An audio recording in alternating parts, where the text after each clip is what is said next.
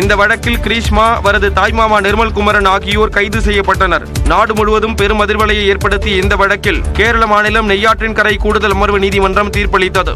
அதன்படி காதலனை கொலை செய்த கிரீஷ்மாவிற்கு மரண தண்டனை விதிக்கப்பட்டுள்ளது. குற்ற சம்பவத்தின் போது தடயங்களை அடித்ததாக அவரது தாய்மாமாவிற்கு 3 ஆண்டுகள் சிறை தண்டனை விதிக்கப்பட்டுள்ளது. கொல்கத்தா பயிற்சி மருத்துவரை பாலியல் வன்கொடுமை செய்து கொன்ற வழக்கில் குற்றவாளியான சஞ்சய் ராய்க்கு ஆயுள் தண்டனை விதித்து கொல்கத்தா நீதிமன்றம் உத்தரவிட்டுள்ளது. கடந்த ஆண்டு ஆகஸ்ட் மாதம் ஆர்ஜிகர் மருத்துவக் கல்லூரி மருத்துவமனையில் பணியில் இருந்த பெண் பயிற்சி மருத்துவர் பாலியல் வன்கொடுமை செய்யப்பட்டு கொல்லப்பட்ட வழக்கில் சஞ்சய் ராய் என்பவர் கைது செய்யப்பட்டார். இது தொடர்பான விசாரணை நடந்து வந்த நிலையில் அவரை குற்றவாளி என கொல்கத்தா சியாட்டா நீதிமன்றம் தீர்ப்பளித்தது. இந்நிலையில் அவருக்கு ஆயுள் தண்டனை மற்றும் 50,000 ரூபாய் அபராதம் விதித்து நீதிமன்றம் உத்தரவிட்டுள்ளது. இந்த வழக்கு அரிதிலும் அரிதானது இல்லை என்பதால் மரண தண்டனை விதிக்கவில்லை என்றும் நீதிமன்றம் தெரிவித்தது. உயிரிழந்த மருத்துவரின் குடும்பத்திற்கு 17 லட்சம் ரூபாய் இழப்பீடு வழங்க உத்தரவிட்ட நீதிமன்றம் குற்றம் சாட்டப்பட்டவர் வேறு நீதிமன்றத்தில் முறையிடலாம் என்றும் தெரிவித்தது. தீர்ப்புக்கு முன்பான வாதத்தின் போது தான் எந்த குற்றமும் செய்யவில்லை என சஞ்சய் ராய் நீதிமன்றத்தில் தெரிவித்தார்.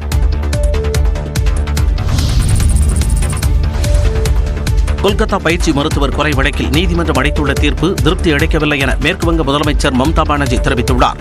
இதுகுறித்து செய்தியாளர்களிடம் பேசிய அவர், இந்த வழக்கில் மரண தண்டனை விதிக்கப்பட வேண்டும் என அனைவரும் கோரிக்கை வைத்ததாகவும், ஆனால் நீதிமன்றம் ஆயுள் தண்டனையை வழங்கியுள்ளதாகவும் கூறியுள்ளார். இந்த வழக்கு கொல்கத்தா காவல்துறையிடமிருந்து வலுக்கட்டாயமாக பிடுங்கப்பட்டதாக தெரிவித்த மம்தா, மரண தண்டனை கிடைப்பதை கொல்கத்தா காவல்துறை உறுதி செய்திருக்கும் என்றார். இந்த வழக்கில் எப்படி விசாரணை நடந்தது என தெரியவில்லை என குறிப்பிட்ட மம்தா, மாநில காவல்துறை விசாரித்த பல வழக்குகளில் மரண தண்டனை பெற்று தரப்பட்டதாக தெரிவித்தார்.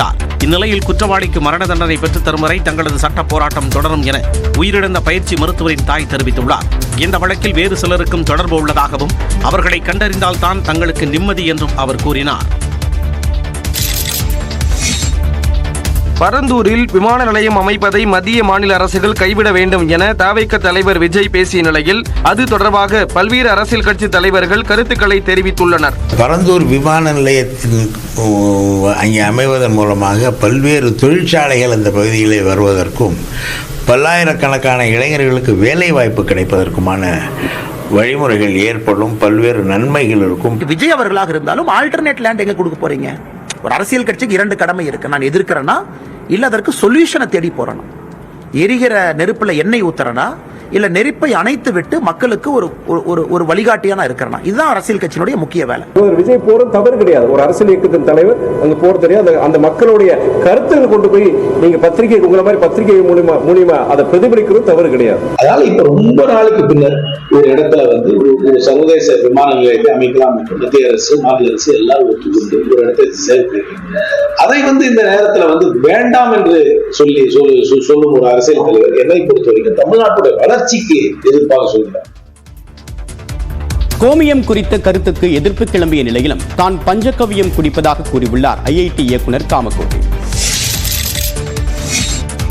கோமியத்தில் நோய் எதிர்ப்பு சக்தி இருப்பதாகவும் தானும் பஞ்சகவ்யம் அருந்துவதாகவும் சென்னை ஐஐடி இயக்குனர் காமகோடி விளக்கமளித்துள்ளார்.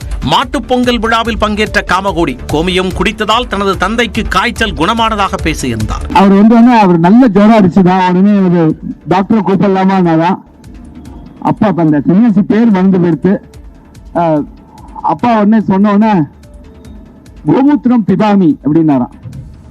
உடனே போய் அங்க மாட்டுல சிவாஸ்தானத்துல கோமூத்திரத்தை எடுத்துன்னு வந்தாராம். கடகடன்னு குடிச்சாராம். 15 நிமிஷத்துக்கு தொடர்ந்து போயிருத்தான். இதற்கு பலரும் எதிர்வினையாற்றிய நிலையில் விளக்கமளித்துள்ளார் காமகோடி. கோமியத்துல சயின்டிபிக் வேலிடேஷன் இருக்கா இல்லையாங்கிறது தான் இது. ஏன்னா 5 ரிசர்ச் பேப்பர் பப்ளிஷ்டு, அமெரிக்காவில் பப்ளிஷ்டு நேச்சர் ஜேர்னலில் அந்த 5 பேப்பரை அனுப்புகிறேன். இப்போ வாட்ஸ்அப்பில் உங்களுக்கு லிங்க் அனுப்புகிறேன். ஒரு பேட்டன்ட்டும் யூஎஸ் பேட்டன்ட்டும் அனுப்புகிறேன். மேலும் தான் பஞ்சகவ்யத்தை குடிப்பதாகவும் கூறினார். ஒரு வருஷத்தில் எங்களுக்கு சில பண்டிகைகள் வரப்போது நாங்கள் பஞ்சகவ்யம் சாப்பிட்றோம். எங்கள் இதில் இருக்குது, எங்கள் இதில் பஞ்சகவ்யம் சாப்பிட்றது இருக்குது. அதனால் நான் பஞ்சகவ்யம் சாப்பிடுவேனான்னு கேட்குறேன். யார் சாப்பிடுவேன், நிச்சயமாக சாப்பிட்றேன். இந்த விவாதத்தை நேர்மறையாக பார்ப்பதாகவும், இது குறித்து ஐஐடி பேராசிரியர்கள் விரும்பினால் சென்னை ஐஐடியிலேயே ஆராய்ச்சி மேற்கொள்ளலாம் என்றும் தெரிவித்தார்.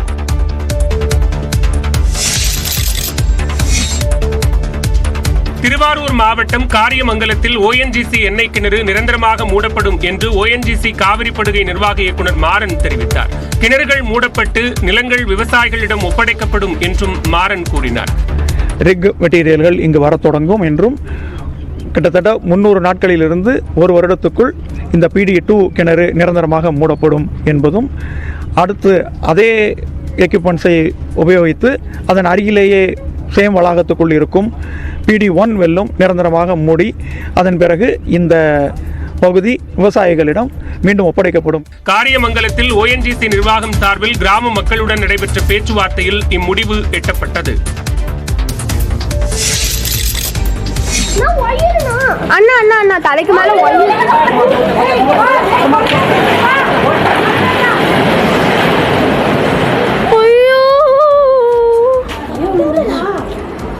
கோவையில் ஓடைக்கரையில் கட்டப்பட்ட வீடு மண் அரிப்பால் சரிந்து விழுந்த காட்சிதான் இது.